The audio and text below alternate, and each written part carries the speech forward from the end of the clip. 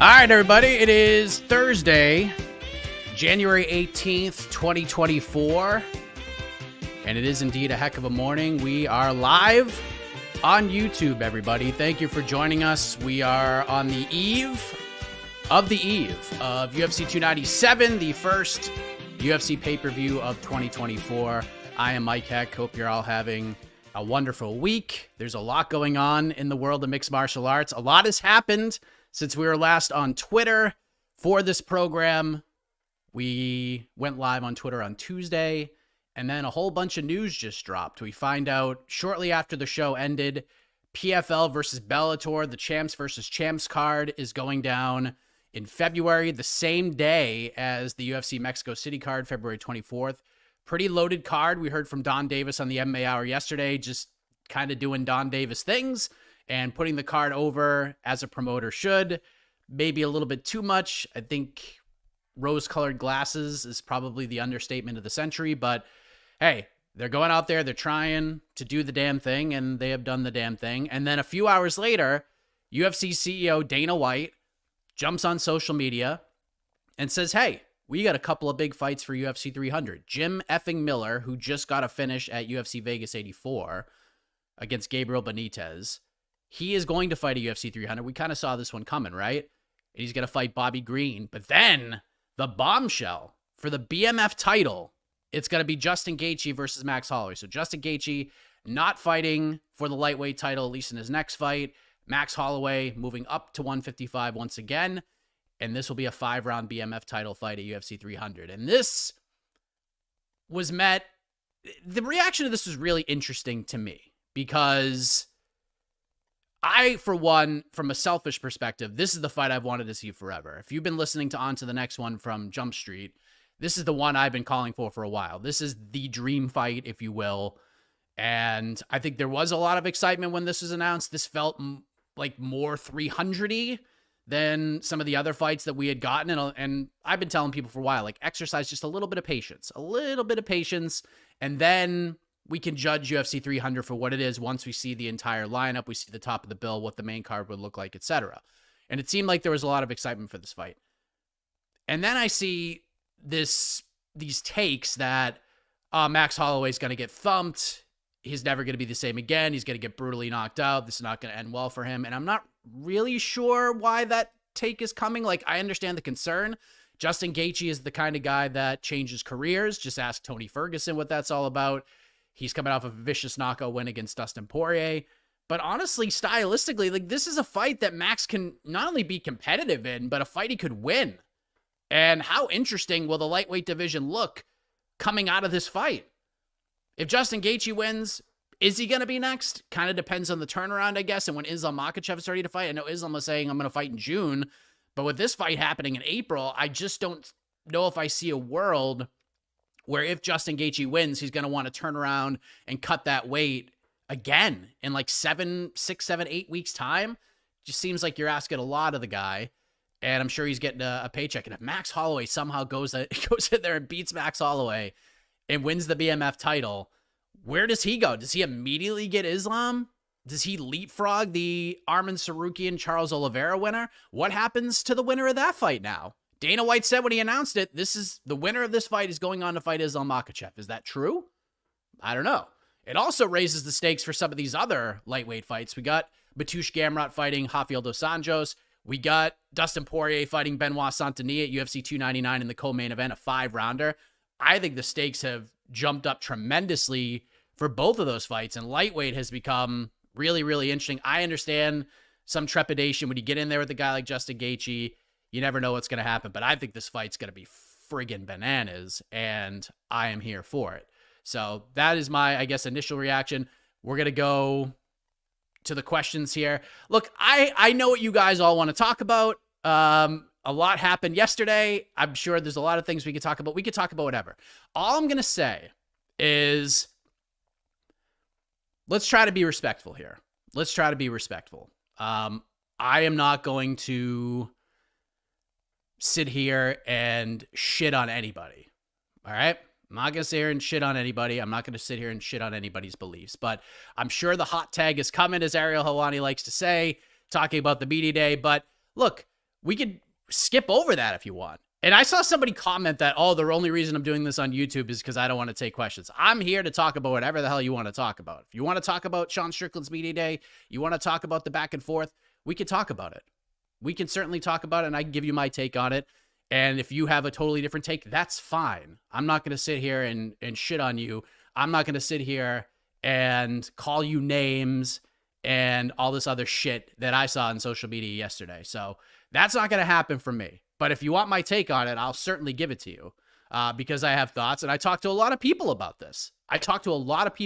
Yesterday.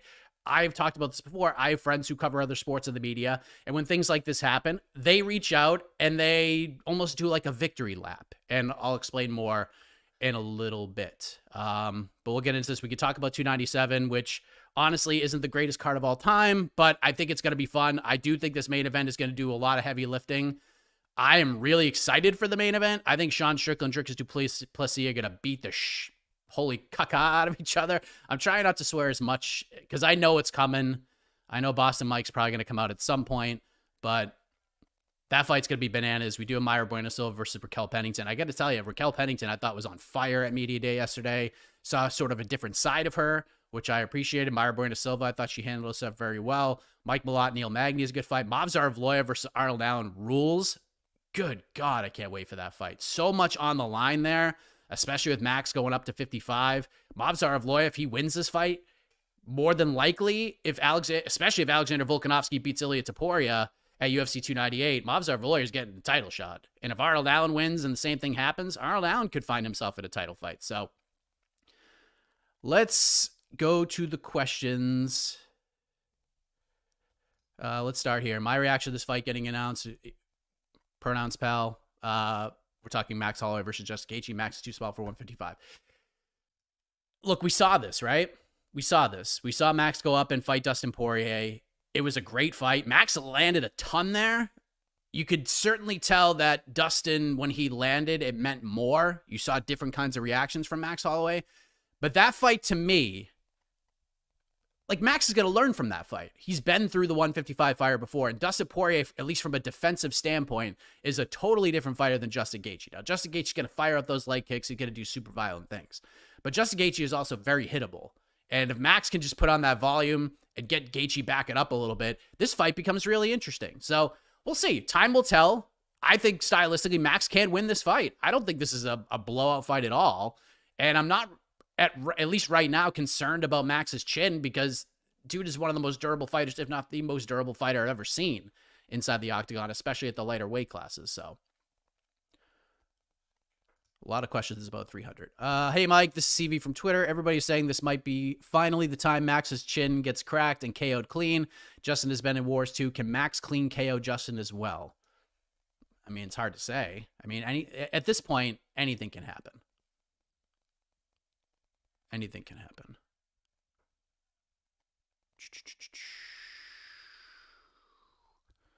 No more Twitter heck in the morning. Wanted to hop on. Yes, Twitter will remain. Twitter will remain, my friends.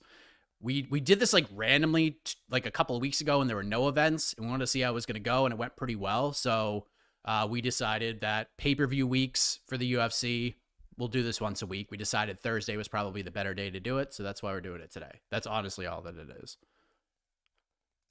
When are you getting AirPods? My God, I got to do that. You're absolutely right. You're absolutely right. I'm sure the hot tag is coming. Zach, Mike, you mentioned the other day about the Lauren Murphy situation having more behind the scenes. Can you allude to that more? Okay, let's talk about this. The UFC roster watch Twitter page tweets out Lauren Murphy was no longer on the roster. So obviously, me seeing that, I was like, that's kind of an interesting one. So I reached out and multiple people told me, yes, she's still on the roster, but she was removed from the rankings due to inactivity. So that when that happens, you get removed from not only the actual UFC rankings, but you get removed from the fan rankings as well, because you could jump on the UFC website and you can essentially create your own rankings. And Lauren was removed in terms of flyweight. So, I mean, look, if you're looking for this like crazy story, there's not really one there. But what I could tell you is, from everybody I talked to, including Lauren, and I'm sure she's not going to mind that I put out that I spoke with her. She didn't tell me not to say anything. Lauren doesn't seem upset about this at all. Lauren has been very, very busy. If you have followed her on social media, she is not thinking about fighting at all. She's been opening up a whole bunch of businesses. I know she's into sort of the diving thing, the deep diving in terms of improving your cardio and some of the benefits that has. So she's been in Houston trying to open up all these different businesses. So right now she's just not in a place where she is ready to fight. So it's not like she's ducking people. It's not like the Karine Silva fight was like, no, I'm not fighting her. She's just like, no, I'm just not ready to fight yet. Like, I got too much shit going on. So that's why this is happening. So Lauren doesn't seem upset about this at all. I know a lot of people are screaming double standard. And, you know, honestly, when you look at guys like Stipe and you look at guys, Brian Ortega was a name that came up a bunch. Colby was a name that came up a bunch. They remained on the rankings. Lauren does not seem upset about this at all. And I've known Lauren for a long time. I've done many fiery interviews with Lauren Murphy over the years since 2016. And Lauren Murphy is not the type of person who will shy away from things. If she's pissed about something that the UFC did, she will come out and say it. And from what I understood from her, not upset about this at all. It seems like she knew this was coming. It seems like she was totally okay with this. Maybe this is just her in her own way, just saying, let's just pull me from the rankings. I don't want to hold anybody up. But she does plan on fighting this year. Just not sure when, probably later on. My hunch is probably like the second half of the year. So yeah, honestly, this is what it is. It's not a huge thing. Lauren's not pissed about it. No one's upset about it. Her team's not upset about it. They kind of knew this was coming. So the hot tag is coming. I know it. Fahim, what do you think of Khamzat's IG story, him mentioning UFC 300? I did see this, but here's another one. Khamzat 300. We'll see. We'll see. You guys have to sort of go through Khamzat's history on social media as well. Khamzat, I'm not going to compare him to Nate Diaz, but Nate Diaz knows when to tweet. He knows when to post things on social media to get things cooking. And Khamzat is also very good at this as well. And I think this is partly because he just wanted to drum up a little bit of attention, especially with the middleweight title being on the line. And who knows? Khamzat could turn around at UFC 300 and maybe fight Strickland or DDP. I could certainly see that being something the UFC would want to do. But I am a little concerned about the things I saw on social media, the health issues, everything he had to deal with. I don't know if he's going to turn around for 300, but maybe. But look, Khamzat versus DDP or Khamzat versus Sean Strickland, pretty solid UFC 300 main event. I am going to stick with my hunch and no insight to this whatsoever that I would assume Israel Adesanya will probably be next for the winner if they were able to turn around between Strickland and Du Plessis. But let's see. Question for Mike. Over under 6.5 fights go to a decision on Saturday. Sheesh. Let me look at this real quick. First fight, I don't think's going to the cards. The Gordon Flick fight. That Jasudavicius Cachoeira probably does, but I could see a world where we get a late finish there. But I'll say that one does go to the cards. The Leone Sam Patterson fight, I'm going to say does not go to the cards. Robertson Viana, I'm going to say that also doesn't go to the cards. I think we're going to get, 6.5 fights. Strickland DDP, no. I think that's going to get stopped at some point. Pennington Bueno Silva, I think, does go to the cards. So 1, 2, 3, 4, 5, 6. Yeah, I guess over. Just quickly looking at it, I'll say 7. I'll say 7 fights. Do you think Sean versus Dricus could possibly end up being like Robbie Lawler versus Rory or Condit if they end up scrapping? Sheesh. Look, I'll tell you what, if that is even sniffing either of those two fights, then it's the fight of the year. Like, it is going to be the fight of the year. I've talked about this a lot. Robbie Lawler, Carlos Condit is my favorite fight of all time. It's the one if I go out and have a couple of bevies and I just want to watch fights, I'm going to pick that one every single time. It's one of my favorite fights to watch. This is going to be nuts. I do think this is going to be a crazy fight. I think things are going to start. I know DDP is sort of a chaos merchant, but he is fighting for a UFC title for the first time. So I do feel like there'll be a little bit of a feeling out process early, but then I think pedal's going to go to the metal for both guys. It's going to be up there. I am predicting this will be a top 5 fight of the year fight. Even though it's happening in January, which coincidentally enough, first pay-per-view of 2016, where we got Robbie Lawler versus Carlos Condit. That was also on the first pay-per-view of the year, and that was one of the craziest years of all time. So, yeah, I don't know if it'll be as good as either of those two fights, but, I mean, you're talking 2 of the 5 greatest fights in the history of the sport, in my opinion. Tristan, hey, Mike, thoughts about Katona on the prelims? He's coming off that classic of a fight against Cody Gibson. Yeah, he should be on the prelims. No offense. I mean, it's going to be a good fight. I do like it. Garrett Armfield's fun. I've been high on Garrett for a while since his Shamrock FC days. It's going to be a good fight, but no, I don't see it. I'm not surprised it's not on the main card.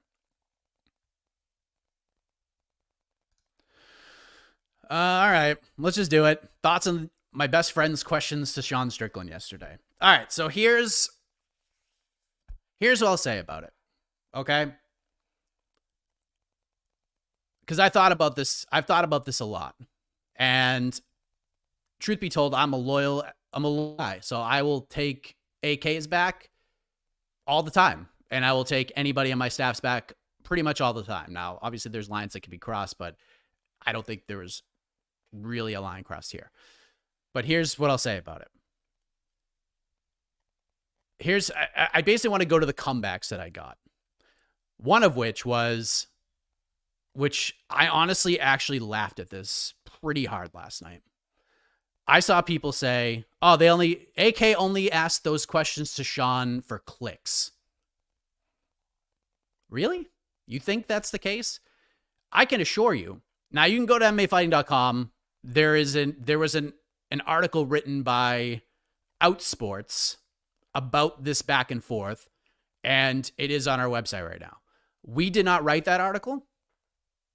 And we didn't even post the clip on our own social media. So what the fuck are you talking about that AK asked those questions for clicks? What do you mean? What do you mean? Did we write Strickland things up from the scrum? Yeah. But at least to my knowledge, I didn't look over every single word, but the things he wrote about are things he said about like Ian Gary and DDP and Sean O'Malley and things of that nature. So fucking miss me with we were doing this for clicks. Secondly, someone was saying, well, maybe that's not the time or place. Well, tell me when is the time? It's not like we're lining up and getting Sean Strickland interviews all the time. Like, I don't remember Sean hasn't been on the MMA Hour in a while. And Ariel talked about this on the Nose yesterday. Like, when is the right time? Now, I will say this. If AK asked this at a press conference, like if AK asked those questions today, I'd kind of understand it a little bit more, because at that point, Dana's going to get pissed, or whoever's at that point, you kind of want to put the fights over. That's what I kind of want to see out of the press conferences. But I've talked about this before. People are always like, oh, why doesn't anybody in the MMA media ask tough questions to the fighters and to Dana White, etc.? And then the first time it happens, like, this is the reaction. I remember when Matt Wells asked Dana White about the Bellator PFL merger, and Dana said what he had to say, and Dana was clapping back at Matt Wells of MMA Junkie. Like, this is... You want... Like, so many people have come on this show and said, ask hard questions. Well, he did. He did. And here's the thing. Here's why so many of my friends who cover other sports took a victory lap yesterday. Anytime shit happens in MMA... like this, those folks who cover other sports, and I'm not going to say their names, will immediately either call me or text me and be like, see, told you. When Dana says the UFC is going to be as big as the NFL and the NBA and Major League Baseball and all that, we kind of snicker at that, but we also see, especially me as a guy who's watched the sport for a long time, who has seen it grow and respects the shit out of everybody who competes inside that cage or any cage around the world. I want that to happen. I want to live in a world where when we talk about the Super Bowl and when we talk about the World Series and we talk about the Stanley Cup, we mention International Fight Week in the same sentence. Like it's the same. That's the world I want to live in. But when things like this happen, it can't. It just can't. Now, if you think AK was out of line, fine. That's your opinion. If you want to defend Sean Strickland in his response, fine. It's not my take, and I'm not going to shit on you for it. I'm not going to call you slurs like I got on social media, like I've seen being hurled at AK for asking questions. Here's the thing. Sean Strickland said those things. He said those things. And AK brought it up. Gave him a chance to respond. Not on just one thing, but two things. Including the Bud Light thing, which was a recent thing. So if you want to play that was 2 years ago. He said the Bud Light thing recently. The Bud Light deal is not something that happened 2 years ago. And then Sean turned it into this whole thing. Do you think Tom Brady is going up to a press conference and answering those questions like that if Brady does something stupid? Like when Brady and the whole thing happened with his ex and then moving on to Giselle, if Tom Brady got questions about that, you think he's going to sit there and shit all over the reporter? No, he might just say, look, I'm not here to answer any of those questions. And I'm not saying Sean should have been like, oh, I'm sorry for that. I'm not saying that. But you're a fucking world champion, dude. You're the champion of the world. You're the champion of the UFC. At least be like, look, I don't want to answer that right now. I want to talk about the fights. If you want to ask me questions like that, go F yourself. Like, that's fine. But the attack was over the line in my eyes. Again, if you disagree with me, fine. I'm not going to call you names. But when else are these questions supposed to be asked? And how come when the hard questions are asked that this is the response that I've seen? I don't get it. And I know we want to live in a world where it's like, oh, we'll just talk about the fight. That press conference, you can talk about the fight. You can talk about the fight. And here's the last thing I'll say about this. And we can talk more about it. If you guys have, respectful clapbacks, fire away. I don't give a shit. I'm not here to hide. You think I'm on YouTube because I didn't have the balls to hear your audio responding to this? Get out of here. You don't know me at all. You obviously have no idea who I am. I don't give a shit. I don't care. But I am told from multiple people who are in that room, and this is, from what I understand, fully the truth, the UFC went up and apologized to AK after that. The UFC, the company of free speech, the company that says we have 600 maniacs on the roster. Fight promotion is fight promotion. Weird shit's going to be said. We support it. We don't silence anybody. They went up and apologized to AK. What does that tell you? What does that tell you? Now, have they put out a public statement or anything? No. But from what I understand, they went up and apologized to him. So there you go. Even they thought it was someone over the line from everything that I've been told. So what's the fucking problem? It was questions. When else are they supposed to be asked? Guy's fighting in Toronto. AK laid it out pretty good. I didn't think he led with anything. He wasn't putting words in Sean's mouth. He asked Sean to respond to things.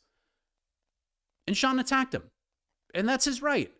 But for me, as somebody who wants the sport to hit its pinnacle, for somebody who wants the sport to be mentioned with all those other major sports, I would have preferred Sean being like, you could say the go fuck yourselves all you want. Go ahead. Just no sell the question. Just say no. It's a stupid question. That's it. Move on. And AK probably still would have got a little shit for it, but at least he asked the question. And then he asked another question that was recent. And it turned into an attack on AK. So I have his back. I don't have a problem with those questions being asked at all, because when is he supposed to fucking ask them? Now, if you don't like it, fine. It is what it is. You think AK is going to get fired? He ain't. I can tell you that right now. But that's my take on it. That's my take. You're not going to see this shit in any other major sport. You're not. LeBron James ain't coming up here and insulting a reporter, calling him the most evil man in the world. No. He's not doing that. And Sean could sit there and still be Sean Strickland, but not say that shit. That's all. That's it. We could talk more. I don't give a shit. Where are we at? How much more fun will PFL Bellator be with elbows? I want to pull up this card real quick. We reacted to this. We did an emergency pod after this. After the announcement. I want to pull up the whole card. There we go. Guys, the main event, and I mean this with all due respect. Henan Ferreira versus Ryan Bader. It's not good, honestly. Impa Kasaganay, Johnny Eblin, quality fight. Jesus Pinedo, Patricio Pitbull, good fight. Magomed Karamov, Jason Jackson, really like that fight. Bruno Capoloza, Vadim Nemkov at heavyweight. Thiago Santos, Yoel Romero, which could be super good or super terrible. It could go either way. There's no gray area with that fight whatsoever. Clay Collard, AJ McKee, fucking rules. Biagio Ali Walsh making his pro debut. Gabriel Braga versus Aaron Pico, which I don't even know if that fight's going to happen. I'm sure you guys have seen what's going on with Gabriel Braga. Just feel so bad for him. Clarissa Shields fighting on the card as well. It's fine. It's fine. And elbows are cool. Like, we get the full rule set. Like, and I love the fact that they're 3-round fights. Absolutely love that they're 3-round fights. I can't do a world championship pace with with PFL multiple times a year. So the 3 rounds was music to my ears. I love that. And elbows are cool. The problem is, I think the date's going to hurt them. I really do. If you're on ESPN Plus, if you're scrolling through and you're like, what am I going to watch today? I want to watch some MMA. What am I going to do? You can watch UFC Mexico City, which is going to be super fun with a hot crowd for free, or just get the normal subscription, or you can pay whatever this pay-per-view is going to cost, which is probably going to be $50. It wouldn't shock me if it's more. So I don't know. I'm very curious to see how this thing does. Very curious.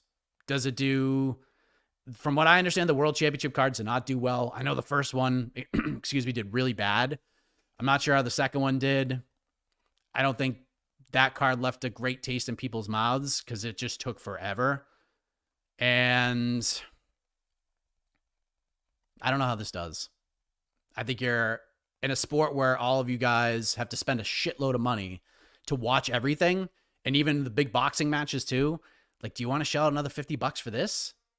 I don't know. I think there's gonna be some big growing pains here. But sure, elbows are cool. What do you think about the UFC postponing the Saudi Arabia fight card? Not surprised. Not surprised. But it looks like maybe June they go back. Maybe we get Islam. Maybe we get some better fights. Maybe that's where Leon Belal comes in. I don't think that's going to be the main event, but maybe. Maybe Conor's there. I don't know. Mike, when will all the Dana hate end? And please don't say you do not hate him. Thanks. I don't hate him. I don't hate Dana. We come from the same place. We're very similar in a lot of ways. People think like I've mimicked my look to be Dana White. It's not the case. I just happen to be bald and have way less money. But I'm just as stubborn as he is. Look, there's a difference between hate and critical thinking. And I do this with everybody. You think the way I talk and the way my takes come out, that it's just Dana related? How many times have I shit on Scott Coker? How many times have I dumped on Bellator? How many times have I dumped on Don Davis for the things he says? We spent 30 minutes on a BTL one episode destroying Don Davis for a graphic he put up on Twitter. So to say that we are only critical of Dana is one of the most ridiculous things I've ever seen in my entire life. And I did see a comment, and I might have even been from you, David, that we shouldn't criticize Dana. We should learn from him. And I have to say, David, I want to thank you so much for giving me a hearty laugh on a Sunday afternoon, because I don't really look at the comments, but boy, am I glad I saw the comment that day, because I laughed a lot when I saw that. And as you guys are going to see, when this lawsuit against the UFC starts cooking, I think you guys are going to get a better grasp of how this business works. Because there was a time before I covered the sport where I didn't give a shit about any of that. But then you get fully entrenched in it, and the more you watch, the more you care about the back end of things, if you will, and the business side of things. Things are going to get ugly. Things are going to get real ugly. And just look at what we wrote on Sunday about the unsealed documents about Dana White and the UFC brass about John Jones, calling him a douchebag and calling him all these things because he wants what he thought he deserved. All sorts of shit. Look, when Dana does good things, we say it. When he does bad things, we say it. When I say that he cares, it's kind of clear right now he cares more about power slap being successful than he does the UFC. That he's kind of coasting a little bit. Yeah. I mean, I'm not hating him on him for that. It's just the way that it is. It's just, he's won. The guy has won. He's the face of the UFC right now. Even with Conor there, because Conor hasn't been fighting. Dana's the star. Dana's the guy. Dana's the one who is bringing in people. He's bringing in the influencers. He's bringing in a new, fresh audience. But it doesn't mean everything he does is great. It doesn't. I was the one with this whole UFC 300 debacle when everyone was shitting on him for the Yan Xiaonan Weili Zhang fight. I was the one like, everybody chill. Like, they're going to do something good. Relax. I don't hate Dana. I cover Dana like any other person in sports would cover a commissioner or a manager or a head coach or a general manager. When you do good things, you get praised for it. And when you do bad things, you get dumped on a little bit. It's sports. It's not hate. It's sports. That's it. That's it. There's no hate. I'll tell you what. The one thing, and I'll go back to that question in a second. The one thing I think this PFL Bellator thing is going to do is I think it's going to wake Dana up a little bit. I think we're going to see some of that older school Dana where he is like Team UFC, waving the flag and screw everybody else. And I miss that guy. I miss that guy. I really do. I would rather see that guy putting over cards and putting over his fighters and not everything, but he doesn't, it's just the same enthusiasm isn't quite there anymore like it was in 2016 and before that. It just wasn't. And it's not as prevalent now as it was back then. But when the PFL Bellator thing, when those rumors started coming, we're starting to see that spark again. A little bit. And I hope this carries over. I really do. But if things are done bad from a promotional standpoint, what am I supposed to do? Say, no, Dana's the greatest? No. Just the same I would do with Don Davis or Scott Coker or anybody else. Mike, do you see Max staying at 55 permanently, win or lose versus Justin? Not really sure. Maybe.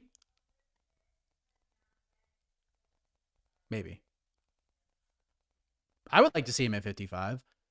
Now, if Ilya Topuria beats Volkanovski, they're probably going to run that one back. And if he beats him again, then maybe Max moves back down. But Max isn't old, but he's got a lot of mileage on him. And I've said this about Max before, because a lot of people are like, well, why would Max do this? Like, because if Ilya wins, he could just move down and fight for the belt. Max doesn't need a title.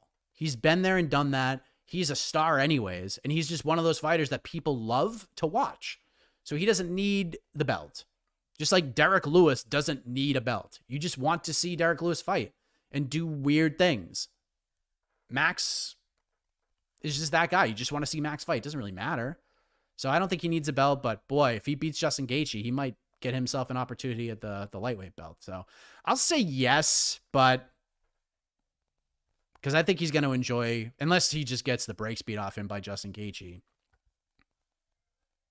But I honestly think the fight's going to be, I think that fight's going to be pretty fun and pretty competitive. Low-key banger for 297. Let's see. I mean, Malcolm Gordon, Jimmy Flick is not going long. I can assure you that. I think Yohan Lainez versus Sam Patterson has the opportunity to end in vicious fashion. Charles Jourdain, Sean Woodson seems like it's going to be a lot of fun. So there's a few. Look, I feel the same way. I like this card better than 289 as a whole. That was when they were in Canada last year. That was the Amanda Nunes, Irene Aldana card. Obviously, the main event here is so much better. But the rest of the card is not really deep. It's more of a local showing, if you will. So, but I do think, much like 289, that it's going to be a fun watch. Like, this is going to be a fun watch. I think if you watch it, I think you will enjoy yourself. Because 289 was fun. It was a fun card. Why is Murphy pulled from the rankings, but Ortega still ranked? We already talked about this. Ortega was... Because the thing with Ortega was, like, he wanted to fight.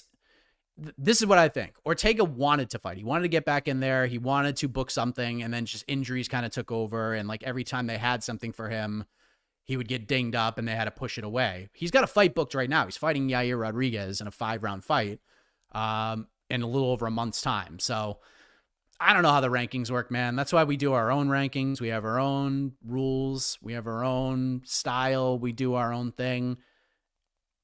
And we have an inactivity clause in our rankings as well. 18 months, you're out of there. Colby was out. Stipe's out. Francis is out. Francis hasn't fought in MMA in a long time. You go past 18 months, you're out. John Jones was out. John Jones wasn't ranked until he beat Cyril Gane. So, yeah, maybe they could do that. And we'll go from there. What else we got? A lot of Ronda Rousey UFC 300 stuff. I don't think it's going to happen. Will the winner of Sean Strickland versus Dricus du Plessis face Izzy and headline UFC 300? I think so. Again, I don't have a lot of insight to this. This is just kind of what my gut's telling me. One thing that I felt more confident about this being a yes after the Gaethje Holloway announcement. Because I don't think you could put Leon Belal on this card anymore. Unless Holloway Gaethje's the main event. And I don't know if that will headline over a welterweight title fight. Because you know how the UFC kind of likes to do this. They higher weight class sort of gets carte blanche in these situations unless there's a Conor McGregor type deal. And then all bets are off. So I don't think Leon Belal is going to be on 300. I think they're going to save that for another card. So, yes, as long as the winner isn't just destroyed, which it could happen in this fight. These guys could have a career-altering battle on Saturday. It's very possible. It's very, very possible. So, but my hunch is if it's possible, if the winner can turn around, then yeah. DDP says he's down. Strickland said, pay me, and he's down. And I think Strickland would just do it anyways, even if he does get the extra money, because Sean's that kind of dude. Do they hold Khamzat for Saudi Arabia if they can't get him for 300? Yeah, probably.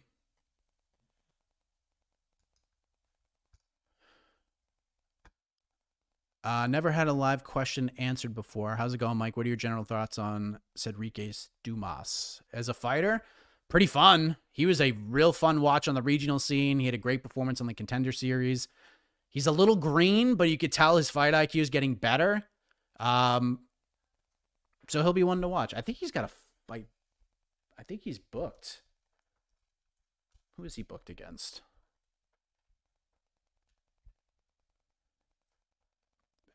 He looked pretty good against Zaitar. Boy, he's got a tough fight ahead of him on March 30th, though. He's fighting Rudzabov. If he beats Rudzabov, that's going to open a lot of eyes.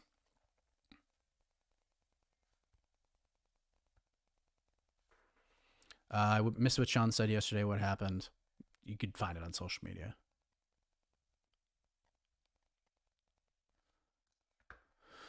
Mike, did you catch GC's fits in the MMA hour yesterday? Did he fumble the bag by not showing up in the Great One jersey? Or did he nail the wardrobe change after showing up with the BMF shirt? I mean, solid. Now, I am here. Obviously, I'll be reuniting with GC in 2 days' time. Watch party. Very, very excited. GC and I have spoke about possible wardrobe options. I will say this. If GC comes through with what he sort of laid out to me, I am not doing it. But if he does it, it's going to be incredible. It's going to be incredible. I have like a weird... I found a shirt that's called Canadian flannel. So it's going to be kind of Helwani-ish. But yeah. GC might be the dude. What else we got? Tatiana Suarez is going to go down as the biggest what if in women's MMA if she can't get to a title fight because of her injury history. Maybe, but I don't think this is going to be an injury that's going to keep her up for very long. Doesn't seem like it's gonna. From what she said and from people I've spoken to as well, she still wanted to fight. She just wanted to push it back a few weeks. It wasn't like, let's push it back 3 months. It was like, let's push it back a couple weeks and then we can do it. Just something that's kind of nagging her right now.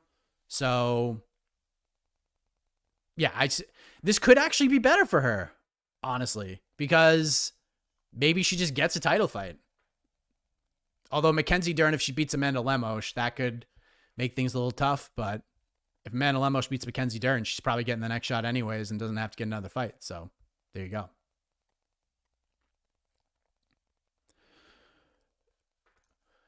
Mike, do you think there's any chance Conor is BSing us on fighting in June and the UFC drops a bomb and announces him versus Chandler for the 300 main event? I am not ruling it out. I won't rule it out. I don't understand why this isn't on the card to begin with. Like, I understand from a business perspective, you just think because it's 300, it's going to sell. And maybe there's some truth to that. It's a little bit of a different world now where there's so many events, not just for the UFC, but just across the board.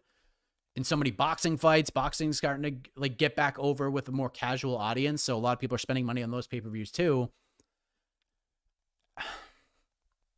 I think we're going to get more. I think we need to see what happens in the main event Saturday. If Strickland DDP give us a Lawler Condit, I don't see a world where either of those guys turn around. So maybe they do entice Conor, just be like, F it, let's go. But I'm not ruling it out. Not ruling it out.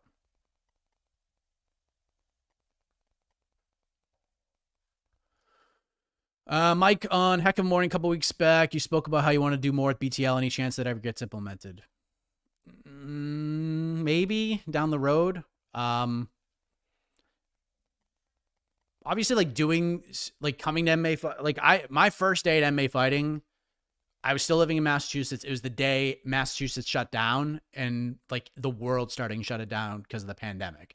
So like everything had to be virtual. Everything was different. You know, the events everything just changed. The whole coverage of the sport changed. And it went to, at least for me, like, man, like to get over and to cover events, like you have to be there.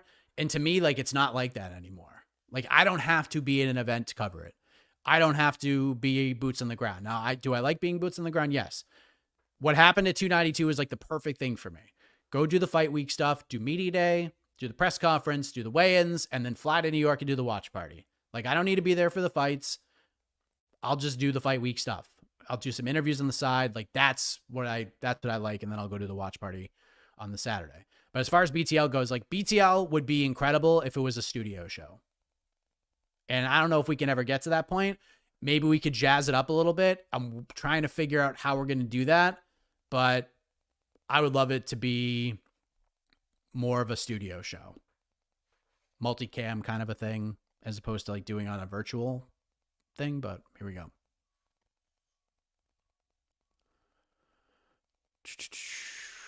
Coaching change in New England. We're not really going to talk about that. We can talk about that tomorrow. Mike, how is Juliana on the MMA Hour? And tell me she isn't the most interesting in that division. I mean, she is. I mean, what can I say? She was good. I mean, If there is ever a time for Juliana Pena to get over, I mean, this is it, man. This is it.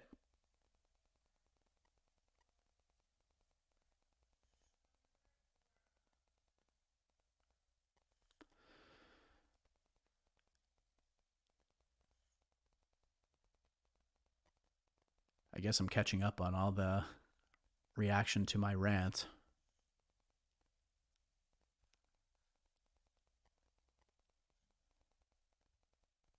Some of you guys are just way out of line.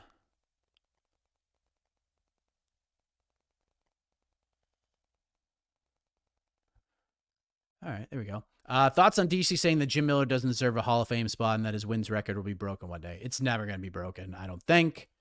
And he does deserve to be in the Hall of Fame. He said it best on the MAR. Like he's the Cal Ripken of MMA in a lot of respects. And Cal Ripken wasn't the greatest baseball player, trust me.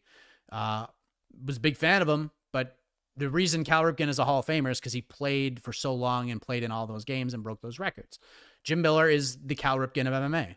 So, yes, I think he should be in the Hall of Fame. And he's super fun to watch right now. Right? He's just so fun right now.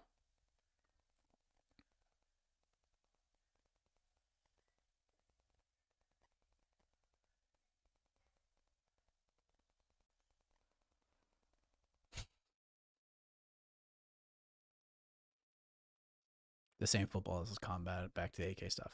Well, good. Look, here's the thing. My point with the whole sports thing is like, if you're happy being a niche sport, like a successful niche sport, great. That's awesome. You can be that. I want more for the sport. I want more for it. I want it to be in the top 5 or 6. It's not there. It isn't. Sorry. It's just not there.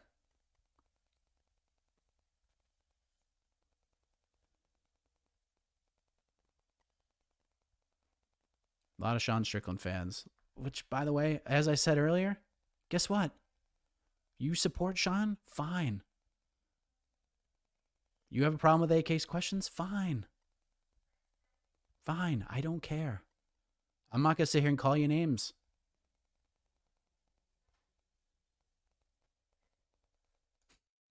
Might come for Dana's job? No. I don't. Here's what I'll say. Here's what I will say about Dana. He has a job that I would never, ever want. So good on him. The man killed it. Man killed it. Swimming in satin. He's got the silk. The man is crushing life. What can I say?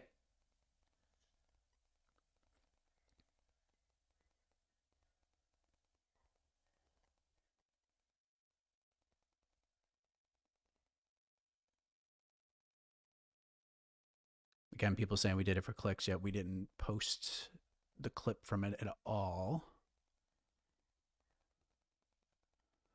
I'm trying, people.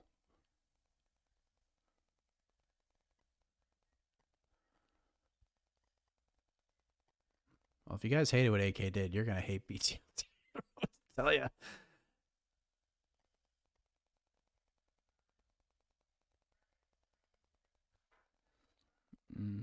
Jeez Louise here. No fight talk, huh? No one's talk about? We already talked about Tatiana Suarez.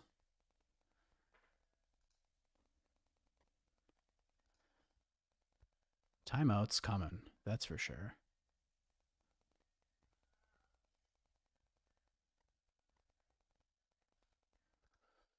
All right. We found some questions. Who are some of the fighters that have potential to elevate the PFL brand? Kayla's one of them. I mean, obviously you got Francis. This is the big thing for PFL. They got no stars. They got Francis, but they're just kind of they're riding his boxing wave right now. I don't know if Jake Paul generates as much pay-per-view revenue as Don thinks it's going to. I think Johnny Eblin can be a star. I really do. He's got the personality. He's got the skills. He's only getting better. Man's a problem. But I just don't know if they're going to get... I just don't know if they're going to get over. I don't know if they have that guy. or gal. I mean, Kayla's obviously but Kayla's also, Don Davis said that Kayla has one fight left in her deal, and we don't know what the truth is to that from her side. He said that they want to do Chris Cyborg in the summer. If you follow Chris Cyborg on Twitter, it probably wasn't her that tweeted it, but she was like, the first I ever heard about that, all that. So we'll see. I'm certainly not as confident as Don Davis is that Kayla versus Cyborg is happening this summer, but I hope it does. I mean, they need that fight. Mike, we know Khabib is not coming back. However, do you really think the UFC could truly persuade him, GSP, or Ronda to come back and have a super fight? Khabib is not coming back. I don't think there's anything in the world that would get him back. I think he's just kind of like he's a coach and he's a confidant, but I think he's just kind of done with the MMA grind altogether in terms of going to events and cornering guys and all that stuff. I think he's just kind of done with MMA. GSP seems to have zero interest in coming back to MMA. Could we see GSP in a grappling match? Yes, I think we probably will see him in a grappling match in like 2024 on Fight Pass. Ronda's interesting. I don't think it happens, but honestly, I kind of want to see it. I just want to see how she would handle herself.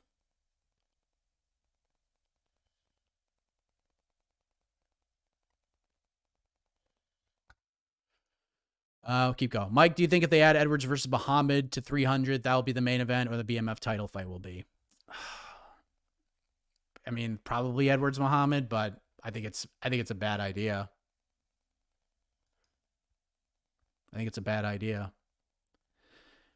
Just like look at 297, right? Look at this card.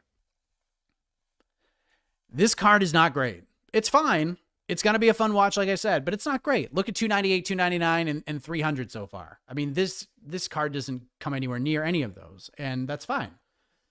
But it's going to end with Sean Strickland versus Dricus du Plessis. The taste in our mouths at the end of this card is going to be like, holy shit, like those guys went out there and battled, or man, DDP looked incredible, or man, Sean Strickland is a gangster. You know what I mean? Like that's how we're going to end the card. So even if the rest of the card stinks and we get the fight that I think we're going to get between Strickland and du Plessis, it's going to be like, damn, this is great. But if you end 300 with Leon versus Belal, boy, you're asking for a lot. Because I think that fight's competitive. I think it's a high level mixed martial arts bout, but I don't think we're going to end 300 if that's the main event and be like, wow, what a brawl, what a fight, what excitement. I don't think we're going to get that. So if they do put it on 300, I do think, I mean, I would rather, Gaethje Holloway should be the main event. If that's it, then cool. Leon Belal should be 301. Completely agree.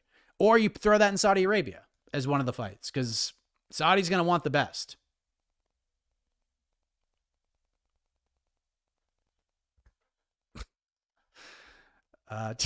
Did you frame your broadcast tweet as well? No. Honestly, I got to say, if there's one thing about the UFC broadcast that I would change, the media tweets, like we could dump those. I think we're done. I'm glad, like the flyweight under tweet, like that's it. I don't need to see any more. That is the tweet of all tweets. Is this the actual fighter? Opinions on Guru. Dude, guy's killing it. I give him, look, do I agree with everything he says? No. The guy's built something pretty strong, and dude is hustling his ass off. And I will always, whether I agree with everything they say or not, I will always respect that. And dude's crushing it. I mean, what can I say? I mean, his views are off the charts. Dude's killing it. What else can you say? Good for him. And apparently he's a fucking large dude. Like not what it looks like on computer screen. I saw like some of the screenshots on Twitter. I was like, holy shit, dude's like built like a NFL linebacker. Where else we at? I want to get a few more in. We do a BTL at 12:30 today, so join us for that. Lots to talk about. Jed will be there, and AK is going to be here too, so.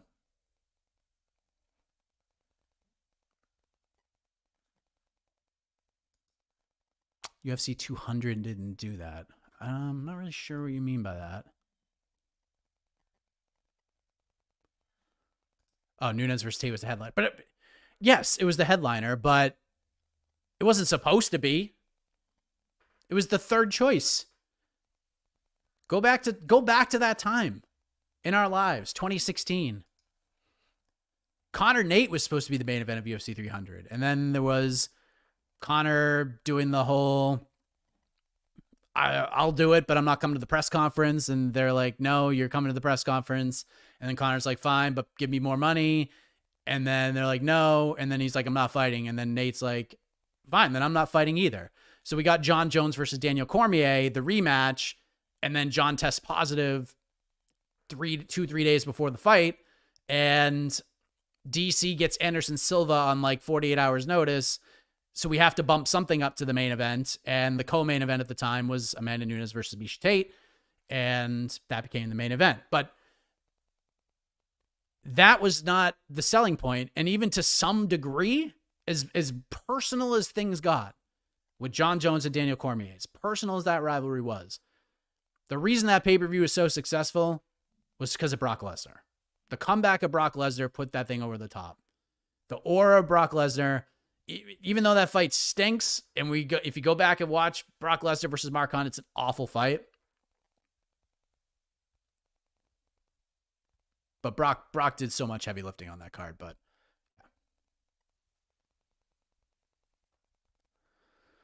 we already answered the Tatiana question. Answered the DC Jim Miller.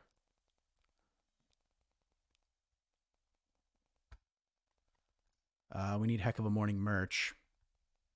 We need merch a lot of things. I have a lot of merch ideas. Thoughts on Dan Hooker wanting to be the backup to McGregor Chandler? I didn't see this, but smart. It's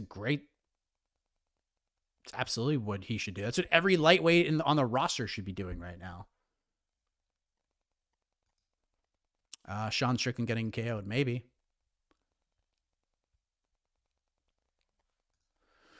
Hey, Mike, Jordan Malott and Jazz Davizia seem to be carrying the flag for Canadian MMA right now. Who do you think has the highest ceiling of the three? Any future champs here or just contenders? I think probably Malott. I mean, Malott's kind of got it right now. I think he's pretty over. UFC seems to like him. He's super fun. Jasmine's fun too. And Charles, I don't think is like a title contender, but still really fun. But I feel like if we're going to get a Canadian star, it's probably Malott.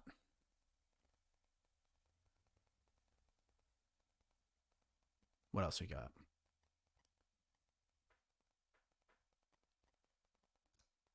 Mike, why you bald? Because my dad's bald and I gave him too much shit for being bald, and this is karma, baby. I'm the only one, too. I have three brothers. All of them have full heads of hair. I lost the battle, but I've embraced it.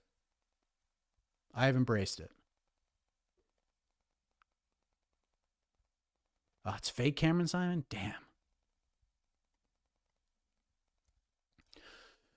Mike, does Frankie Edgar get into the Hall of Fame this year?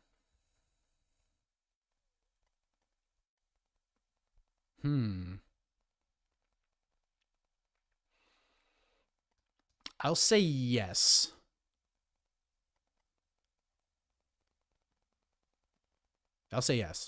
They are going to Atlantic City. I could certainly see a world where, and someone brought this up on the show, so I ain't taking credit for it.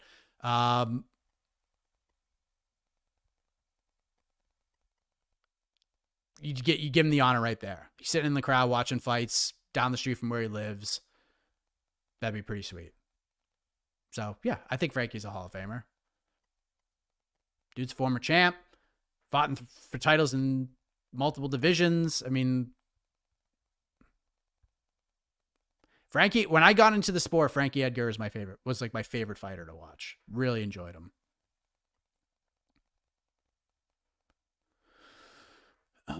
Let's see. Any interviews with George coming to figure out about the fight with Mike Perry? No.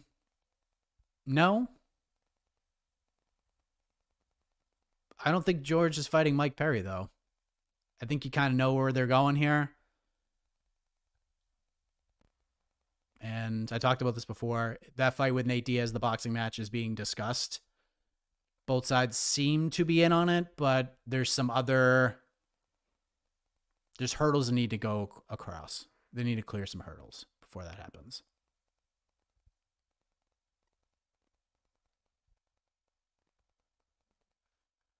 Can we just talk MMA? I'm trying, motherfucker.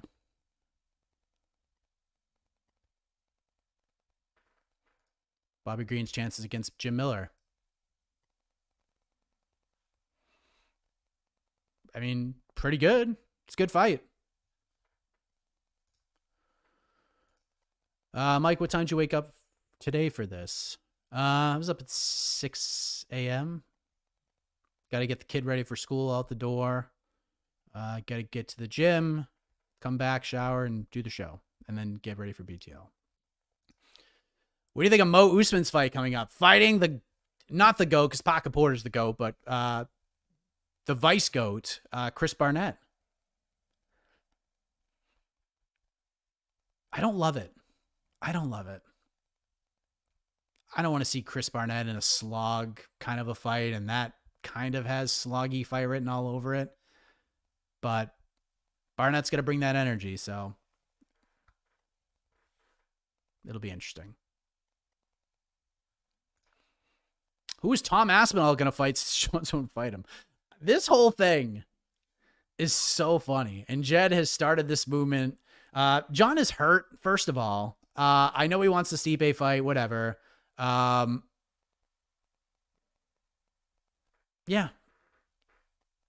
Tom's going to fight Tom should fight 3 times this year. That's what he needs to do. He needs to fight like he has the actual belt. That's what Tom Aspinall needs to do. Go fight Cyril Gane if it's there. I think Tom wins that fight. Curtis Blades is fighting Jailton Almeida. He may have to fight the winner of that. I've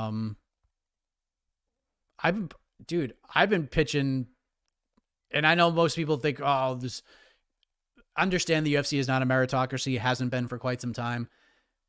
If you need to spice up 300 a little bit, do Tom Aspinall versus Derrick Lewis. Who gives a who cares? Someone's getting got in that fight, and they're getting got quick. So what?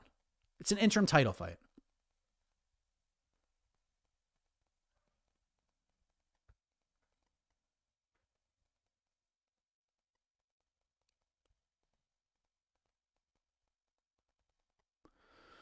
What else you got? All right, scroll down here. I had a dream that Alex Pereira versus Jamal Hill will be the main event for 300. I would not have any issue with that whatsoever. I just don't know if Jamal Hill is going to be ready for that. From what I understand, what I've been told, it will be like April, May when Jamal can get after it again in the gym. Achilles injuries are really tough to navigate, so I would say probably summertime.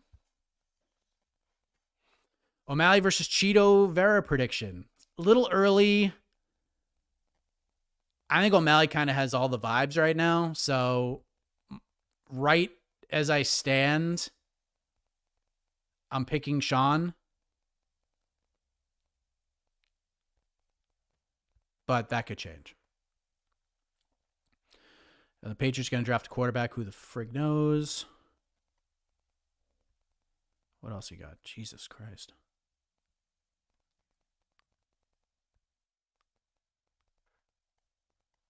Super chats. I don't know how to do that shit.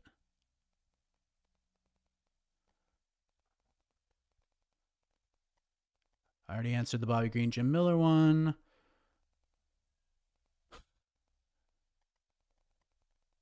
Jesus. Mike Heck wouldn't be Mike Heck without the bald head. It's very true. So I almost wore a winter hat here because it's pretty friggin' cold. It's like 25 degrees in South Carolina this morning. Studio's in the garage, and there's like, there ain't no heat in here. In the house, nice and toasty, but in here, it is pretty cold. 299 predictions. We're not going to get there yet. All right, scroll all the way to the bottom here. See if we got anything here.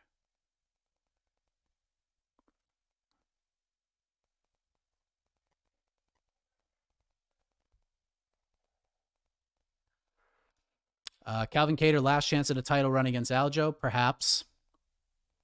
I love that fight. That will probably be the low-key banger for UFC 300. Really tough fight for Aljamain Sterling. But looking forward to it. What do you think about tournament matchups? Conor versus Chandler, Max versus Gaethje on one side, Charles versus Arman versus Makhachev on the other side. That's fun. UFC would never do it, but I'd be down for that. What do you think about Khabib's return rumors? Nothing to it.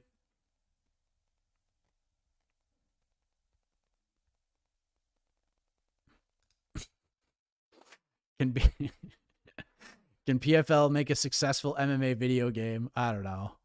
That's pretty funny though. Do you think Bill Belichick could turn on the Falcons? I don't know. We're getting off the rails here.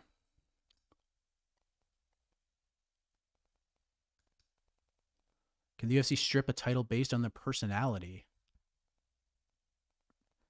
Yes, but no, I'm not asking for that here, okay? I'm not asking for that to happen. I just gave my thoughts on it. Did you see the video of Sean and DDP embracing? Do you feel these are their true colors and the crowd brawl is simply a hype job? I don't know. It seems like they talked behind the scenes a little bit, so. But I'm like, I talked to Eric Nixick about it. I talked to Anik about it. It is what it is. The brawl, no one got hurt in the crowd, so I didn't love the brawl in the crowd. But there you go.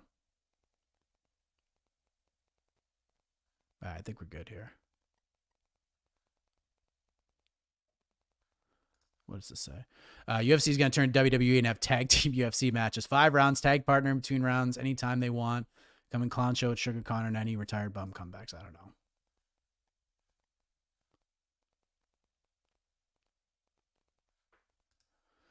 John Anik and Mike Heck walk into a New England bar. What's the drink order? Fuck, it's a great question. I don't know. I've never had a drink with Anik.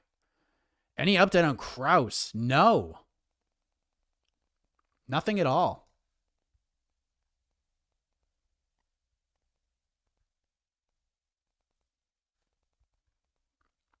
Nothing at all. All right, last question. What do you think about leaked emails with Dana and Lorenzo negotiating with John Jones? Tip of the iceberg, my friends. Get ready. Buckle up. You're gonna see a lot. You're gonna see a lot of things like that, probably worse, over the next year or so. This lawsuit is it's gonna be the biggest story of the year. I'll tell you that right now. Now I don't know if it gets like settled this year, or if we get to any kind of an end. It's going to be bad, guys. I think you're going to see the dark side of this industry in 2024 because it ain't pretty. It really ain't pretty. And there you go. Will the bantamweight champ fight 3 times this year? No, I don't think so. If Cheeto does, maybe. I don't think Sean's fighting 3 times. Who wins? Who will be the fighter to have the biggest breakout this year? Last question.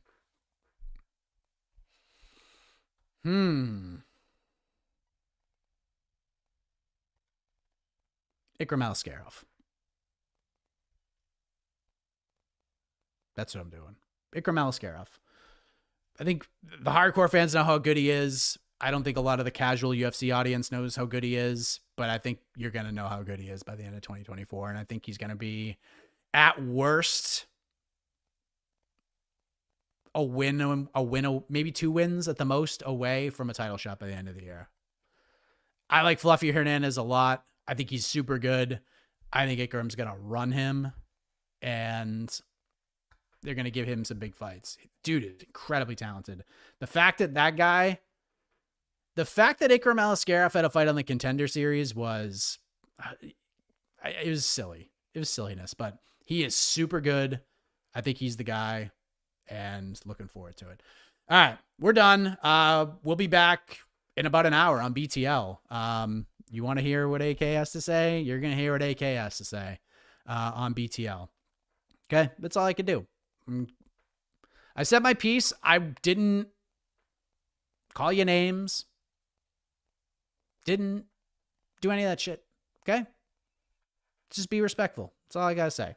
All right? I gave my thoughts,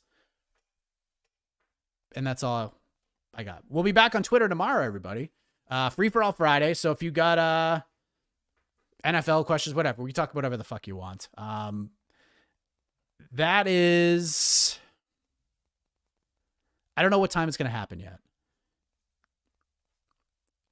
East Coast weigh-in, so 9 a.m. I think the weigh-in starts. So there will be a weigh-in show, and I'll probably do Heck of a Morning like right after the weigh-ins end. So probably like around 11:15 a.m. Eastern time.